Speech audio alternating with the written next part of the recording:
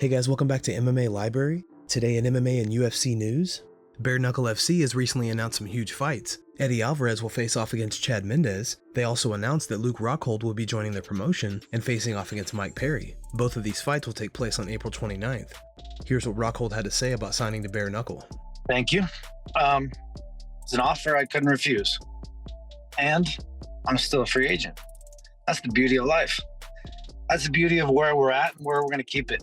You know, BKFC, I mean, I'm loyal to them for sure if we stay in that space. But this is a one-term bound agreement. And they gave me a fight with Mike Perry as the main event for this groundbreaking fight. I love it. I mean, Mike Perry's, he's a little dog.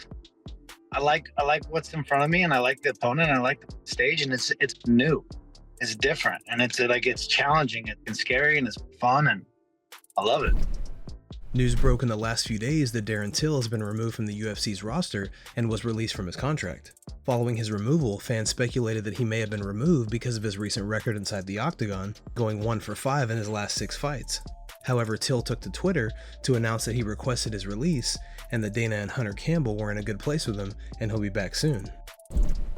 During an interview with ESPN's Brett Okamoto, Ciryl Gane clarifies his laziness comments. Here's the clip. You're lazy? You don't like to train? You made a lot of people wonder about that comment. You're a lazy guy? You don't like to train in between fights? I love to train, but I must rest to be 200% focused on that training.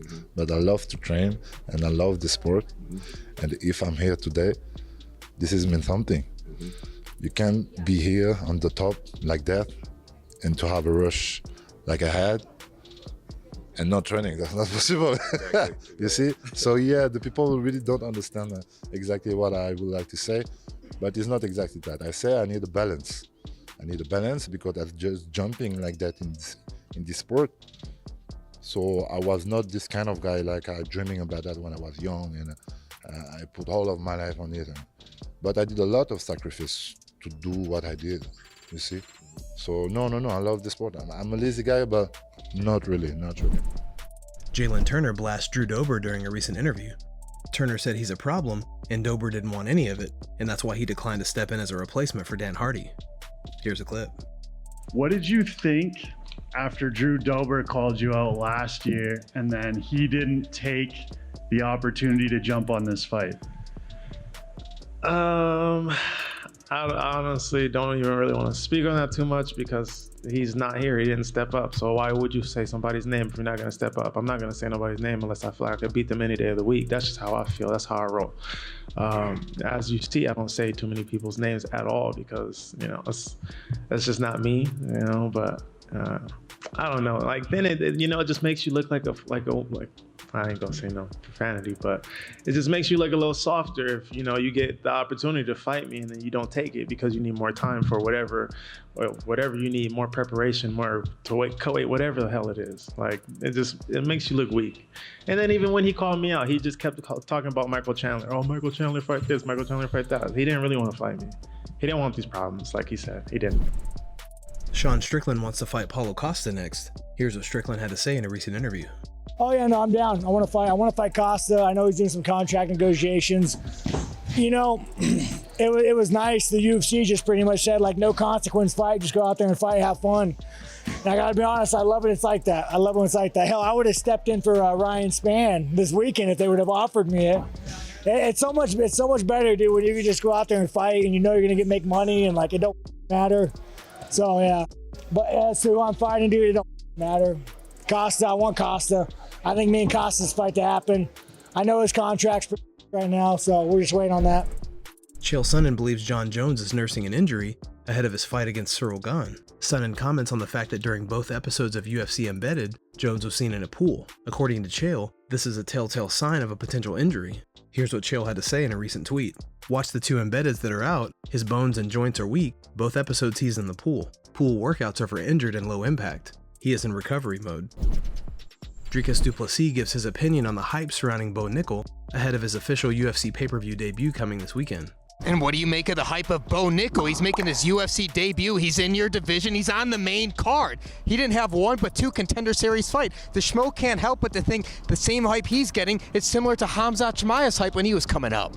Yeah, I mean, I guess maybe the UFC is like, listen, we have an American Khamzat here.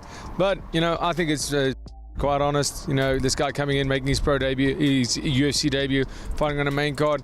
I've had 4 fights, 3 performance bonuses, and I get booted to the undercard. But no hate. It's not his fault. He's only here to fight. But you know, the proof's in the pudding. Once you get under those lights, let's see how you perform then. On a recent edition of the DC and RC show, Daniel Cormier had this to say about Jon Jones' ability to adapt in difficult situations. To you, what ends up being the X factor in Jon Jones versus Ciryl Gane? I think the X factor becomes, how does Jones handle those moments where he cannot secure takedowns? How does Jones handle being stuck on the outside with Ciryl Gane? Now, from everything that's happened in the past, you believe that Jones will be okay. We have seen him handle those guys, and he did win against Anthony Smith, and he did win against Thiago Santos, and he did win against Alexander Gustafsson in the first fight. We have seen him handle big guys before. So all things would point to him being okay, but you don't know with Ciryl Gane. Dude, Ciryl Gane showed me something in the fight against Tai Tuivasa that I wasn't sure that he had. I was not sure he had that, RC. Cody Garbrandt is set to return to the UFC this weekend to face off against Trevin Jones after over a year off. Here's what Cody had to say about his return during the media day press conference. I might have been out for 16 months, but really the last 8 months has been nonstop, just work and training and developing the skills with the new coaches and teammates. And I worked a lot with Micah. He's the therapist at the UFC PI, and it's been great. I think that speaking about going and having a therapist or a sports therapist, like I've always come to fight mentally, physically. Physically always, but working on the mental side, and just getting back to it. So I'm just excited. Eddie Alvarez believes the fight schedule for later this year between Conor McGregor and Michael Chandler is a mismatch. Here's what Alvarez had to say. I'm just making that clear for people, just so I don't ever hear from anybody about a Mike Chandler, Eddie Alvarez 3. I did everything I could numerous times to fight that guy a third time. So ever get close? And I think if I had to guess, Mike Chandler don't wrestle. So if he stands with Conor, Conor's gonna knock him out. So, and it's a mismatch because Mike Chandler's defense sucks. He doesn't have good defense boxing. He throws bombs, but Conor's way too fast and way too quick to get hit with anything Mike Chandler's throwing. So I feel like, I don't know. I feel like Mike should wrestle and wrestle quickly and use that. And if he doesn't, he's going to be a bad knife.